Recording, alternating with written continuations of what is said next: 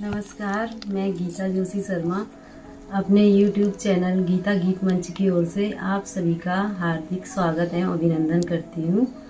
इससे पहले भी मैंने अपनी कुछ कुमाऊनी या पहाड़ी भजनों की वीडियोस आप लोगों को शेयर की थी, तो उसमें जो है मुझे आपका बहुत प्यार और स्नेह मिला, जिसके लिए मैं आपका हार्दिक स्वागत करती हूँ और बहुत आभार व्यक्त करती हूँ और उम्मीद करती हूँ कि भविष्य में ऐसे ही अपना स्नेह आप मुझ पर बनाए रखिएगा। तो मेरा यह प्रयास रहा है कि हमारी जो पहाड़ की सभ्यता संस्कृति है, चाहे वो पहाड़ के मेले हों, तीज त्यौहार हों या संस्कृति लोक संस्कृति से लेकर जुड़ी हुई कोई भी तमाम चीज़ें हैं, उनको मैं अपने चैनल के माध्यम से विचारों को आपके बीच में मैं रख सकूं।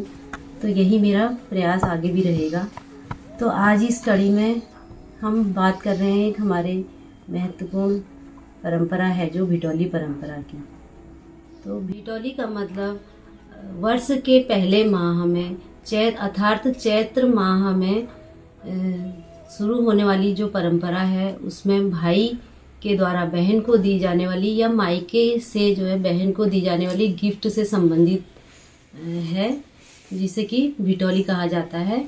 तो पहले के समय में, प्राचीन समय में क्या होता था कि जो लोक गायक और गायिकाएं हैं वो ऋतुरैण गाया करते थे। तो ऋतुरैण क्या होता है, अब आप समझेंगे कि ऋतुरैण क्या है। ये ऋतुरैण जो है भाई और बहन के पवित्र, निश्चल और मार्मिक प्रेम पर आधारित कुछ कविताएं या ऐसी गाथाएं होती थी, जो कि हमारे लोक गायक या गायिकाएं पहाड़ों में घर घर में जाकर इसे सुनाया करते थे, बहू बेटियों को, बहनों को।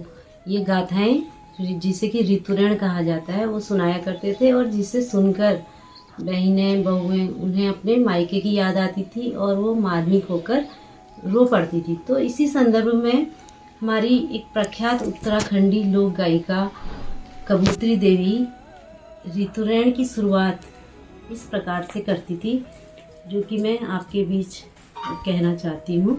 दिनों को पहलो महीना, बरस दिनों को पहलो महीना, आयो इजू भिटौलिया महीना, आयो इजू भिटौलिया महीना, मेरी इजू में के बुलानी की लेना, मैं के बुलानी की लेना, मेरी इजू तू जुरिए जा, मेरी इजू तू जुरिए जा, बरस दिनों को पहलो महीना, आयो इजू भिटौलिया महीना, ऊंचा नीचा डाना में कपुआ मसेलो, ऊंचा नीचा डाना में कपुआ मसेलो, गेला मेला पातलों में न्योली मसेली, गेला मेला पातलों में न्योली मसेली, ओ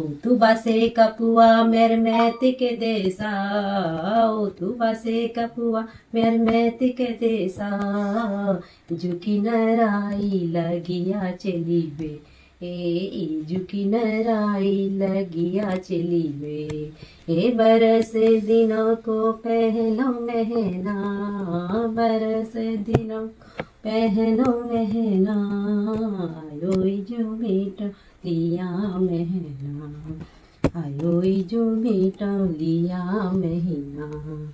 तो इस प्रकार ये ऋतुरैण की शुरुआत जो लोक प्रसिद्ध गायिका हमारी कबूतरी देवी थी, वो इसे इस प्रकार से गाकर इसकी ऋतुरैण की शुरुआत करती थी।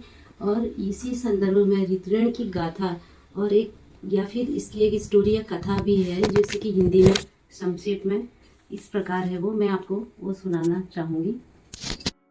प्राचीन कथा के अनुसार पूर्व देश में एक भानदेव नाम का एक राजा था। उसकी एक बेटी थी जिसका नाम गौरीधना था। राजा ने अपनी बेटी गौरीधना का विवाह पश्चिम के राजा कालीनाग से किया था, जो कि 7 समुंदर पार था। जब गौरीधना का विवाह हुआ तो उस समय उसके भाई का जन्म नहीं हुआ था, यानी कि वह उस समय अपनी माँ के गर्भ में था। बाद में जब उसके भाई का जन्म हुआ तो गौरीधना को अपने ससुराल में थी, उसे इस बात की खबर नहीं थी कि उसका भाई पैदा हो चुका है, क्योंकि गौरीधना का ससुराल 7 समुंदर पार था, तो उसे अपने भाई के जन्म की कोई खबर नहीं थी। उसके माता पिता ने उसके भाई का नाम बाला सहदेव रखा था, यानी कि जो गौरीधना थी उसके भाई का नाम बाला सहदेव था। तो चैत माह आरंभ होने पर ससुराल में स्थित गौरीधना को अपने मायके की याद आती है और कफवा पक्षी उसके घर के पास जाकर वहां जोर जोर से बोलने लगता है, यानी कि उसको नराई आने लगती है। नराई का मतलब होता है कि उसको मायके की और ज्यादा याद आने लगती है। तो गौरीधना को मायके की याद सताने लगती है, तो वह कफवा पक्षी से कहती है कि यहाँ मत बोल, और बोलना ही है तो मेरे मायके में जा और वहां जाकर बोल। कफवा पक्षी फुर्र से उड़ता है और भानदेव के घर पहुंच गया, यानी कि उसके पिता के घर पहुंच गया, और वहां जोर जोर से घुग्गू घुग्गू बोलने लगा। उसकी आवाज सुनकर उसकी माँ को अपनी बेटी की याद आ जाती है और वह रोने लगती है। माँ को रोता देखकर बाला सहदेव सोचता है कि माँ कप्पू पक्षी की आवाज सुनकर क्यों रो रही है, कहीं मेरी कोई बहन तो नहीं है जिसकी याद में माँ रो रही है। तो वह अपनी माँ से पूछता है। पहले तो माँ बताने में आनाकानी करती है कि इतनी दूर कठिनाइयों से भरा बेटी के ससुराल का रास्ता है या मार्ग है, इसे मैं क्या बताऊं। वह कहती है कि तू अकेला ही उत्पन्न हुआ था, किंतु बाला सहदेव अपनी माँ की बातों पर विश्वास नहीं करता है, और तो माँ को बताना ही पड़ता है कि उसकी एक बहन है और जो कि चौगंगा पार है, यानी कि बहुत दूर है, 7 समुंदर पार उसका विवाह किया है और बहुत दूर रहती है। तो बाला सहदेव माँ को समझाकर पकवान की डाली सिर पर रखकर बहन के ससुराल जा पहुंचता है। तो उस समय पुराने समय में क्या होता था कि इतनी मिठाइयाँ या इतनी सारी चीज़ें जैसे कि शहरों में होती थी वो नहीं होती थी पहाड़ों में। तो वो पूरी पकवान या जो भी वहाँ उस जगह पर स्थानीय फल होते थे या कुछ वस्त्र इत्यादि और कुछ आभूषण, ये सब एक टोकरी में रखकर एक भेंट के स्वरूप जिसे भिटौली कहा जाता था, वो भाई लेकर अपनी जो है बहन के यहाँ जाता था, जिसे भिटौली बोला जाता था भेंट स्वरूप में। वहां उसकी बहन की देवरानी जेठानी उखल कूट रही थी। तो गौरीधना की ननद ने जब उसके भाई को देखा तो उसके चेहरे को देखकर लगा कि इसका चेहरा तो भाभी गौरीधना के चेहरे की तरह लगता है।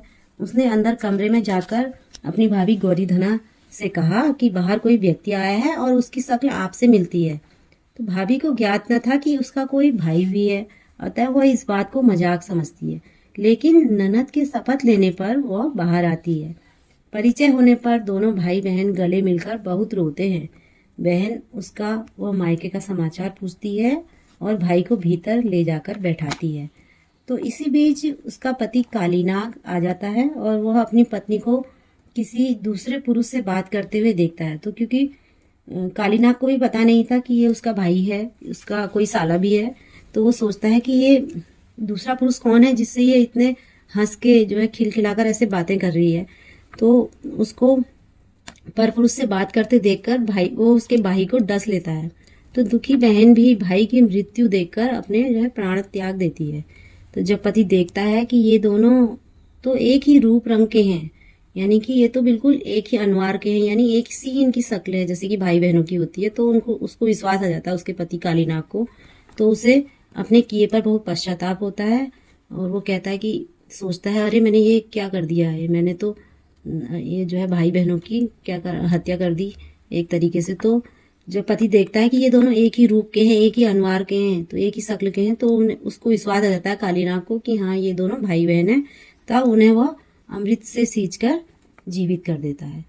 तो इस प्रकार ये ऋतुरण से संबंधित एक प्राचीन जो है भाई बहन की प्रेम की एक अमर प्रेम गाथा है, जिसे कि ऋतुरण के रूप में लोग गायक गायिकाएं घर घर जाकर सुनाते हैं।